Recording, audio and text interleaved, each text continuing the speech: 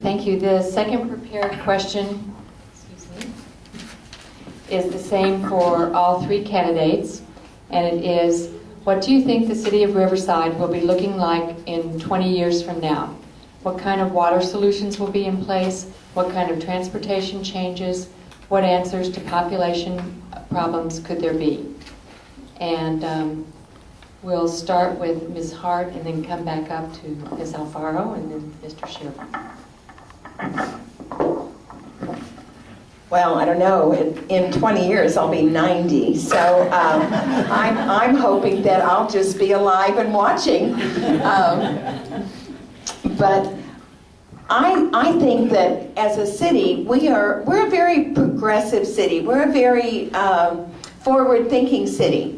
We don't just sit around on our laurels and hope that somehow all this stuff gets done without us, or without that someone's going to come along one of these days and fix everything.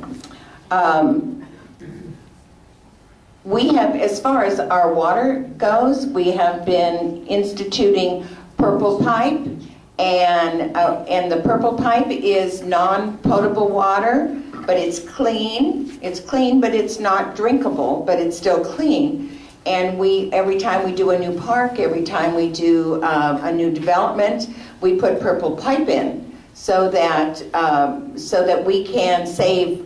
When we do irrigation, we can save like 60% of our water, and there'll be just a small percentage of water that we will use for drinking, and the other water that we use for irrigation will be non-potable water. You won't have to treat it as high, and it won't be as difficult to waste. But we're also going into arid plantings and things like that around, and we're doing artificial turf in our parks and so on, because that's where most of our water goes. And we are also going out and making long-term contracts for our electrical use that will be coming and will be, what's the word I'm looking for? Renewable energy. We have a geothermal contract with a company in New Mexico that will be selling us power at a very cheap price. Does not mean that we should not be conserving, because the best way to save water is to conserve water. We know that. We're being taught that, to use water tolerant plants, and not to water your lawn as often, not to have as much lawn, and to use artificial turf and a lot of that around your house too. And there's breaks for solar energy, and there's all of those kinds of things in the future. And I think in the future we will be a very forward-looking city. We've been named an Emerald City already because of the green energy that we're using, and I think that will continue. And our kids will pick up that mantra, because you notice that your kids are talking to you about it all the time, much more than we did when we were young.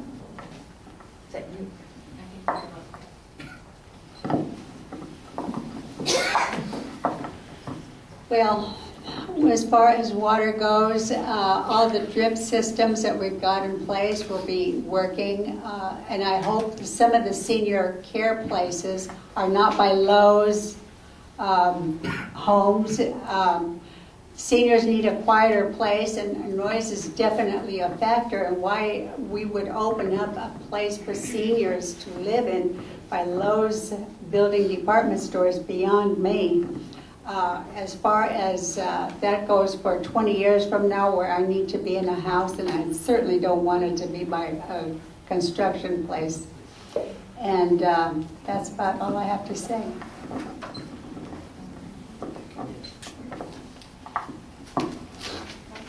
"20 years from now, I won't be 90.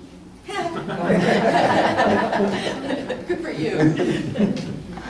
And Lord willing, I'll still be alive. I'll be 64. The city has a plan. I'm not going to argue that they don't have a plan.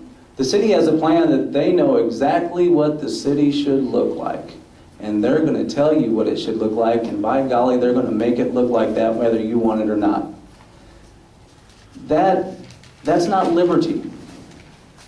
Liberty is people, the private sector, competing with one another and making things work.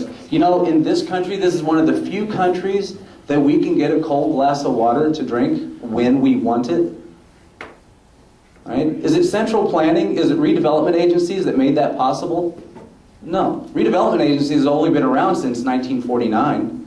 They've only been in California since 1952 and only been in Riverside since 1967. So it isn't redevelopment agencies, the city directing where tax monies are supposed to go. That isn't what gave us clean, cold drinking water when we want it. It's the private sector. Most of the world can't get cold drinking water when they want. Most of the world cannot. The poorest families in America are in the top 5% of capital wealth in the world. Is it redevelopment agencies that did that? Is it government that did that? No. It's the private sector. The private sector has always worked. It has always worked. So we're going to throw that away and let the government do it? I think not. They're going to do it over my dead body because I'm going to struggle to keep it from happening. Water solutions. It's a smart thing to conserve your water because you pay for it. You pay for your own water, so don't waste it. Okay? But have you ever turned on the tap and had nothing come out, called the city and said, "Where's my water?" And someone at the city said, "Oh, we ran out." It has never, ever happened. And it is not going to happen. There's water. If you dig a hole deep enough, there's a good chance you're going to find water. That's how we did it in Missouri, and it can be done. All right? Water solutions are about being smart with your money, about being smart with what you do with your resources. As far as green energy goes, it's expensive. Coal-fired power plants will always exist until so-called green energy is common enough and affordable enough to take over in the free market. The only reason that we're pushing this Emerald City stuff here in Riverside is because we get government subsidies for it. That kind of thing cannot survive right now without government subsidies. The private sector will take care of our energy issues if we allow the private sector to do so.